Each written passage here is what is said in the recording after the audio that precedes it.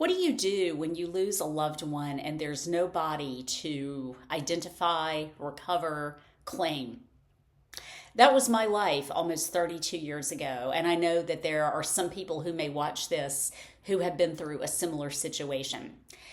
Many of you know, if you followed me for long enough, that I lost my husband almost 32 years ago. It will be 32 years ago, the end of April, in a boating accident in Oregon Inlet off of North Carolina's Outer Banks.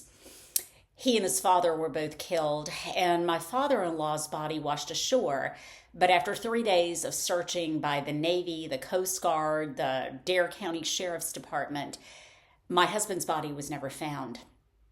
Now, that opens up two very different things that survivors have to navigate. First of all, you don't have that closure, and I'm going to talk about that in just a minute. The other thing is the legal path. I was fortunate enough, I can't think of any other word to use, fortunate, blessed, to have been a part of a group of primarily Navy widows. And it's tragic what brought us together because they were widows. They had lost their spouses largely in air crashes. And many of us did not have bodies to recover or only body parts. And if that bothers you with my being a little graphic, I don't apologize for that. They were able to get benefits due to them almost immediately because it was military related. I was civilian. My husband was not military, and he was killed in a boating accident. Now, just a year or two prior to that accident, the waiting period in the Commonwealth of Virginia was 7 years, meaning if you lost a loved one and their body was not recovered, you had to wait 7 years to get a judge to declare them dead.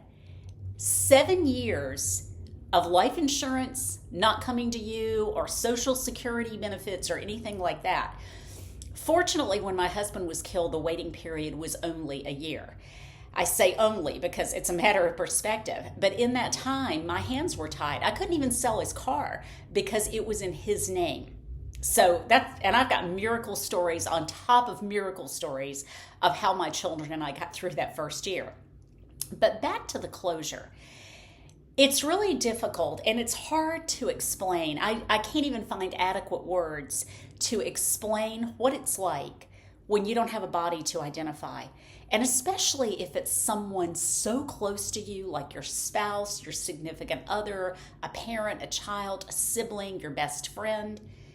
There's no true closure. You know they're gone, and yet they just sort of disappeared.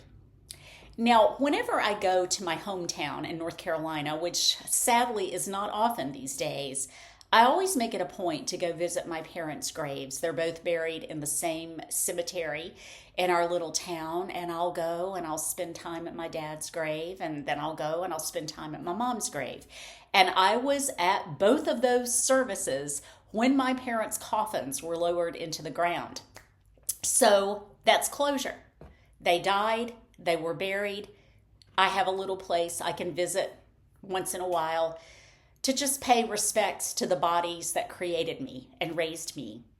But I don't have that with my husband. The closest thing I have is, I think I've made 3 trips. I may make a 4th this year, down to Pea Island on Hatteras Island, Pea Island National Refuge, Wildlife Refuge. And that's the closest thing I have to a grave because that's where the debris from the boat and my father-in-law's body washed ashore. You know, it's hard. I think about the morning that my husband left for this fishing trip. He was going to be gone, I think, 3 days. He left around 5:30, 6 a.m. He knelt beside me. I was still in bed. And I'll never forget this. He said, "I love you and the boys, and I'll miss you." And I was in a semi-sleep state. And I said, "I love you too. Make sure you put the garage door down." It's funny how you remember things like that, those last words. Those were verbatim my last words. "I love you too. Make sure you put the garage door down." And that was that. And then I never saw him again.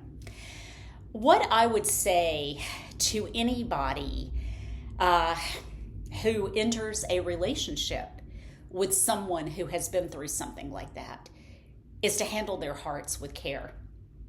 I know what it's like to have people that I've loved make choices that didn't really include me or even sort of pushed me out of their lives.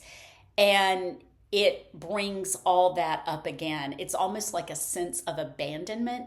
Even though my husband did not intentionally abandon me, and I think that's true for most people that lose a loved one in that way when you don't have a body to recover, please handle those people's hearts well, because it just rattles us and it just adds to that grief. I mean, talking about this right now and having lived through some relational situations that I perceived as abandonment is dredging up really hard feelings within me right now, almost to the verge of tears. So I'm going to end this video here because it's powerful.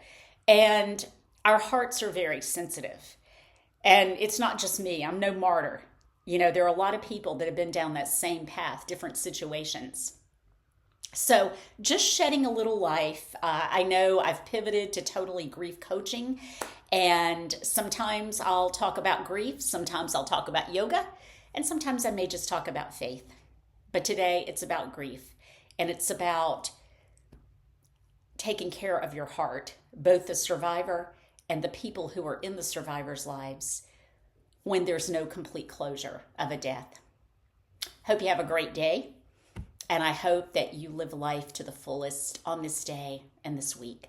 If I can be of service to you, my contact information is in the comments section. Have a great one.